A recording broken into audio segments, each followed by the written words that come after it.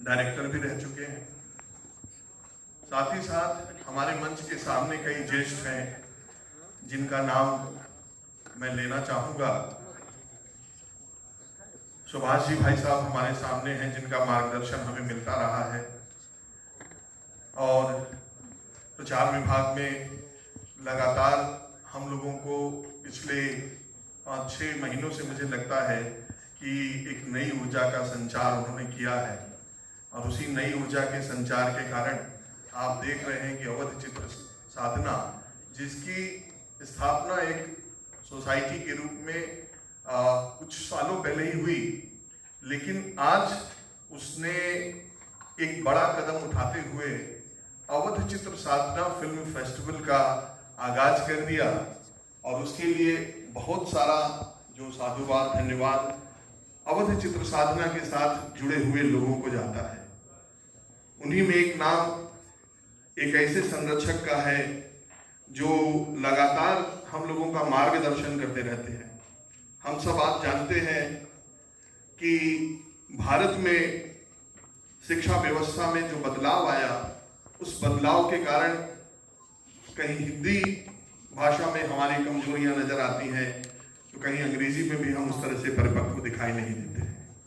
पर मैं हमेशा कहूंगा कि श्री मनोज कांत भाई साहब हैं जिन्होंने हमेशा मार्गदर्शन किया, उनके लिए मैं जोरदार तालियों की।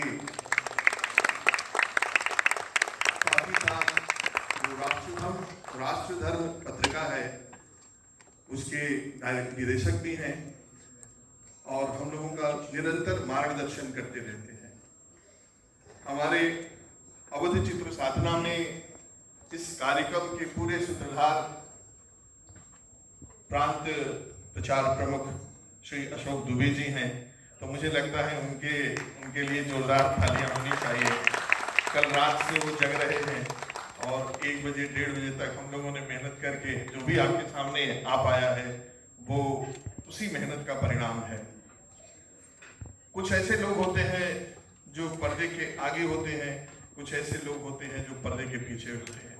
तो पर्दे के पीछे भी बहुत लोग हैं, उसमें हमारे सहयोगी डॉक्टर लोकनाथ जी हैं, अभी दिखाई नहीं दे रहे, हो सकता है पर्दे के पीछे कहीं कार्य में ही लगे हुए हैं। तो डॉक्टर लोकनाथ जी के लिए बहुत ही पॉपुलर शिक्षक हैं यहाँ के, गड़गड़ाहट होनी चाहिए, इससे पता चले कि हाँ, इस अवध चित्र साधना सपने को साकार करने में उन्होंने भूमिका निभाई है। हमारे साथ ये बड़ा ही परम सौभाग्य है और बहुत कम लोगों को नसीब होता है कि आप जिस गुरु के संरक्षण में पले बड़े हो, वो गुरु आपके सामने बैठा हुआ हो।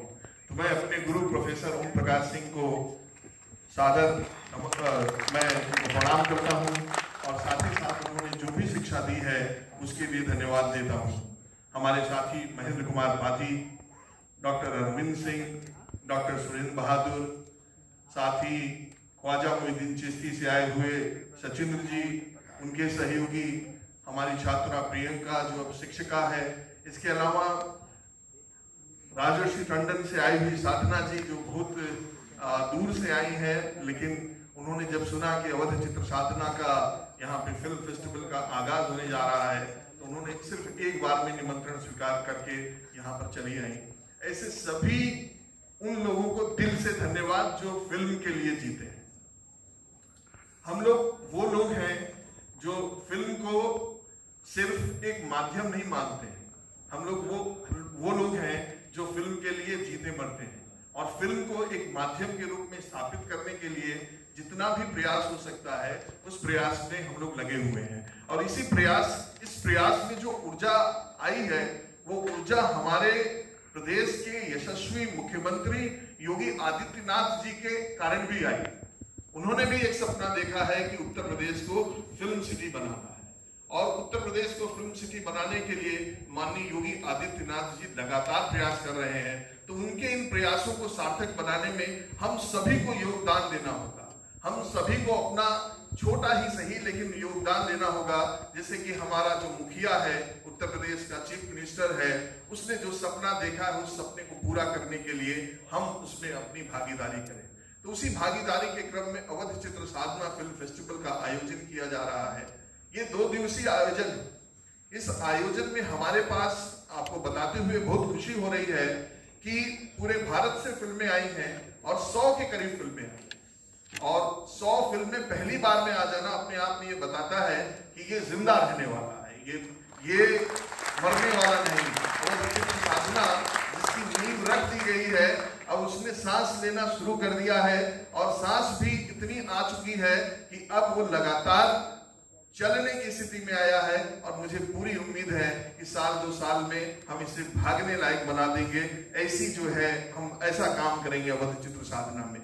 जो फिल्में आई हैं अवध चित्र साधना की, जो फिल्म की जो हमारी अपनी पूरी पुरानी परंपरा रही, आप ये देखिए भारत में जितने भी माध्यम का जन्म हुआ है वो माध्यम कभी न कभी भारत में देर से आया, चाहे टेलीविजन हो, रेडियो हो, देर से आया।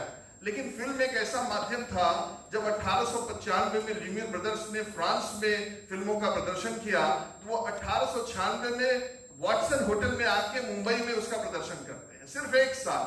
इसका मतलब हुआ कि फिल्म माध्यम को ग्रहण करने में हम लोगों ने देरी नहीं लगाई और आज 100 साल से ऊपर हो गया और उस फिल्म माध्यम को हम लोगों ने भारत में स्थापित कर दिया। पर हमारे साथ जो सबसे बड़ा चैलेंज था, जो सबसे बड़ी मुश्किल थी कि फिल्म को सिर्फ एक मनोरंजन का माध्यम नहीं मानना, फिल्म को एक गंभीर माध्यम मानना, इसके लिए हमें प्रयास करना था। स्वतंत्रता के बाद ये प्रयास भी शुरू हुए, स्वतंत्रता के पहले भी प्रयास शुरू हुए थे। कई ऐसे डायरेक्टर थे जिन्होंने फिल्म को सामाजिक विकृतियां थी या फिल्म के माध्यम से उन विषय को वो जनता के सामने लेकर आना चाहते थे जो विषय हमें कहीं न कहीं कचोटते थे। अगर आप 1935 में आई अछूत कन्या फिल्म को देखेंगे तो उसमें एक ब्राह्मण लड़के और एक अछूत लड़की की प्रेम कहानी है। तो उस समय का निर्देशक उस समय की कुरीतियों के बारे में प्रहार करता है, सिनेमा के माध्यम से प्रहार करता है। लेकिन हम सिनेमा को सिर्फ मनोरंजन का माध्यम मान के उन बातों को नेग्लेक्ट कर देते हैं या उसके अंदर का जो संदेश है उसको हम भूल जाते हैं और मनोरंजन की तरह उसको ले लेते हैं। इसी तरीके से अगर आप देखें, हम आगे बढ़ते रहे, स्वतंत्रता हमें मिली, हम स्वतंत्रता की खुमारी में डूब गए, लेकिन फिल्म मेकर ने कभी भी हमेशा हमें जगाने की कोशिश की। जब विमल राय 2 बीघा जमीन फिल्म बनाते हैं तो शंभू महतो के माध्यम से वो कुछ कहने का प्रयास करते हैं। वो शंभू महतो ये बताने का बार बार प्रयास करता है कि जो नेहरूवियन मॉडल ऑफ डेवलपमेंट था वो हमारे लिए नहीं था, लेकिन उसको नेग्लेक्ट किया गया। क्यों? क्योंकि अगर आप देखते हैं 2 बीघा जमीन के लिए उसकी जमीन गिरवी हो जाती है, अपनी जमीन को पुनः पाने के लिए वो कितना संघर्ष शंभू महतो करता है और अंत में उसकी जमीन एक मिल मालिक को दे दी जाती है और वहां पे उसकी जमीन पे जहां पे वो मालिक था वो नौकर बन के कलकत्ता चला जाता है और उसकी जमीन पे कहीं मिल लग जाती है या इंडस्ट्री लग जाती है और वो माइग्रेट कर जाता है। तो क्या कहना चाहती थी ये फिल्म? ये फिल्म बताना चाहती थी कि भारत में स्वतंत्रता मिल गई है लेकिन अभी भी साहूकारी की समस्या, अभी भी हमारे पास लेबर प्रॉब्लम्स है, अभी हमारे पास माइग्रेशन की समस्या, अभी किसान को उस फिल्म में देखिए, किसान जैसे ही बारिश होती है तो आपको लगता है कि किसान जो है खुशी से झूम रहा है। 75 साल हो गए, अभी भी हम किसान को ये स्पष्टता के साथ नहीं कह पाए कि बारिश आएगी या नहीं आएगी, लेकिन तुम्हारे खेत में फसल लहलाएगी, ऐसा हम आज तक नहीं कह पाए। लेकिन फिल्में कब से कह रही हैं कि किसानों पे ध्यान देना चाहिए, लेबर पे ध्यान देना चाहिए, ऐसे दलित वंचित समाज के बारे में वो बात करते आए और लगातार बदलाव भी आता रहा है। अगर आप सिनेमा में देखें तो सिनेमा में जो साहस 1935 में किया गया कन्या के माध्यम से, वही साहस कहीं न कहीं प्रकाश झा ने आरक्षण में किया। उन्होंने बदल दिया उसको, क्योंकि वो बदलते हुए समाज के बारे में बता रहे थे। आज प्रोटैगनिस्ट के रूप में एक वंचित समाज के बच्चे को लाके खड़ा करता है और एक ब्राह्मण लड़की को खड़ा करता है। इसका मतलब हुआ कि जो समाज 1935 में था वो समाज 2011 में नहीं रहा। समाज में आते हुए आ रहे बदलाव के बारे में भी सिनेमा बातचीत कर रहा था। तो सिनेमा जब बातचीत कर रहा था हम उसको समझने का प्रयास नहीं कर पा रहे।